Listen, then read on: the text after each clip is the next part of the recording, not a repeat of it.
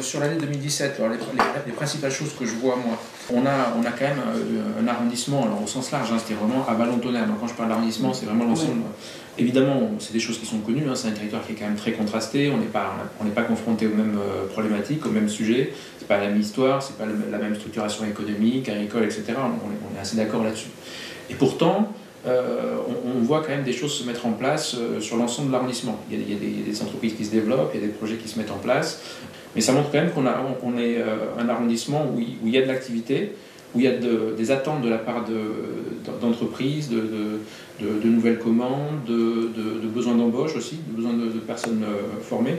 Il y a une dynamique, il y a quelque chose aussi qui se passe ici. En clair, l'arrondissement n'est pas à l'écart du mouvement d'ensemble qui touche le pays. Et ça, c'est intéressant. Ma position depuis le début, elle est simplissime, elle est de dire qu'il faut sortir un peu de la lecture de l'arrondissement comme secteur uniquement rural de qualité, hein, vous savez, avec beaucoup de résidences secondaires. Tout ça, c'est bien sympathique, c'est vrai, mais c'est loin d'être que ça.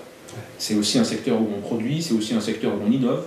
J'ai eu l'occasion dans l'année d'aller voir quelques entreprises qui tournent bien, qui sont très discrètes, qui ne font pas forcément parler d'elles. J'en avais choisi une au hasard, mais j'aurais pu en choisir d'autres, comme PGF Partner, qui à l'Île-sur-Serein, qui est très dynamique, qui fait sa vie, mais qui exporte, qui concurrence les plus grands groupes sur des secteurs de plus en plus en pointe, avec des machines de construction 3D. Moi, je trouve ça assez fabuleux, mais elles sont en même temps très discrètes. On a sur le territoire des pépites qu'il ne faut pas ignorer. Plus j'avance, plus je progresse dans la connaissance du territoire, et plus je me rends compte qu'on a vraiment des pépites, des choses qui distinguent la Wallonie. Des résidences d'artistes qu'on ne retrouve pas forcément ailleurs, des grosses entreprises qu'on n'a pas ailleurs, des sites touristiques d'envergure, on va en parler avec Vézelay. Ça, c'est des choses que les gens ne savent pas souvent. S'ils n'ont pas de raison de venir ici plutôt qu'ailleurs, ça va être compliqué de les attirer.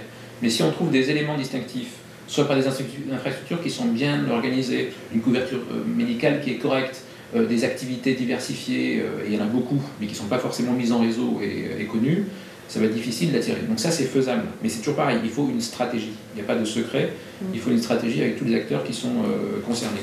Autre chose pour le développement économique, c'est pas tout d'avoir des entreprises qui se développent. Il faut aussi du personnel.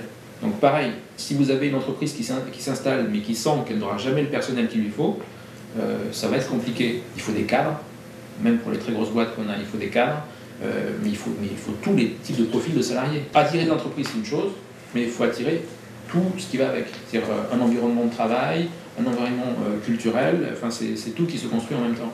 Mais là encore, il faut toujours distinguer ce qui est spécifique au territoire, les difficultés spécifiques au territoire, et ce qui est commun à un grand nombre d'endroits.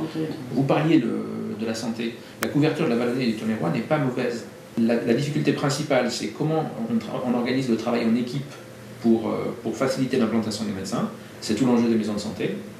Et comment on prépare les médecins qui seront bientôt à la retraite dans 4-5 ans, en gros. C'est ça le vrai sujet. On a fait un travail sur l'offre de soins dans le Vézelien et on se rendait compte que des maisons comme la maison de Vézelay, elles marchent très bien. C'est très rapide pour avoir des rendez-vous. Ça fonctionne. Et ça couvre une large zone du territoire. Pareil, dans le Tonnerrois, il y a aussi une offre de santé qui se structure aussi de la même manière. Donc ça, c'est vraiment la clé, le travail en équipe.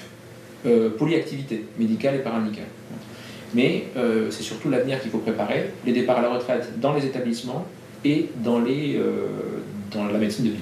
On a beaucoup évolué cette année sur le GS1. Quand un projet comme ça rentre en phase de maturité, il faut beaucoup de moyens, il faut une équipe structurée et il faut un portage qui soit spécifique. Et on avait fait le constat, malgré tout le travail qui avait été mené avec la communauté de communes, qu'il y avait besoin de faire évoluer cette gouvernance parce que il fallait à la fois trouver des moyens disponibles et mobiliser en fait le secteur de la Vallonnée, pour être clair, le Vézelien, d'une manière spécifique, pour que les 18 communes se sentent totalement impliquées pour porter ça. Ça, c'est très difficile à faire émerger parce que de manière générale, la logique supracommunale, elle est difficile à imposer. Et c'est vrai qu'on avait constaté cette particularité, qu'on avait au sein de la communauté de communes, ce Vézelien au milieu qui regroupait quasiment la moitié des communes, qui avait déjà du mal à se structurer, mais qui pouvait parfois donner l'impression qu'il phagocytait peut-être l'attention et les financements. Ce qui n'est pas complètement vrai, hein, mais c'est l'impression que ça dégageait. Il a fallu donner une impulsion nouvelle, justement pour consacrer des moyens et responsabiliser aussi ce secteur. Je n'ai pas peur de le dire, hein, c'est 18 communes à qui il faut dire, écoutez, maintenant, l'OGS, c'est un projet de portage politique. Très clairement, votre avenir que vous prenez en main, ce n'est pas l'État qui va le faire à votre place. Nous, évidemment, on a un appui, évidemment. Mais c'est vous qui êtes en première ligne, donc structurez-vous entre vous. Faire passer tout ce qui existe dans un niveau de visibilité plus fort encore, ça peut être le musée des fontaines salées, ça peut être certains aspects de Vézelay, de Pierre-Pertuis ou autres, mais déjà bien connaître le territoire. Ensuite, c'est une valorisation à visée touristique, c'est-à-dire les gens qui arrivent dans le Vézelien, très concrètement, qu'est-ce qu'ils font, où ils mangent, où ils dorment, enfin c'est très concret. Mais c'est surtout, en filigrane, définir une identité du Vézelien. Le vrai sujet aussi, qui va se poser dans les prochaines années, c'est de savoir, voilà, on a aujourd'hui près d'1 million de visiteurs par an qui passent par Vézelay ou qui passent par la basilique. La première chose à faire, c'est de connaître qui est cette population, quelle est cette population, quel est le profil des gens des gens qui viennent sur le Vézelien, et ensuite, quel type de développement on veut. C'est-à-dire, est-ce qu'on veut beaucoup plus de visiteurs qui restent plus longtemps et qui font telle ou telle activité? Dans ce cas-là, il faut prévoir les hébergements en plus grand nombre, il faut prévoir de la restauration de façon beaucoup plus structurée, beaucoup plus souple, etc. etc. C'est un changement complet. Et la vraie question, c'est est-ce que les gens du Vézelien sont prêts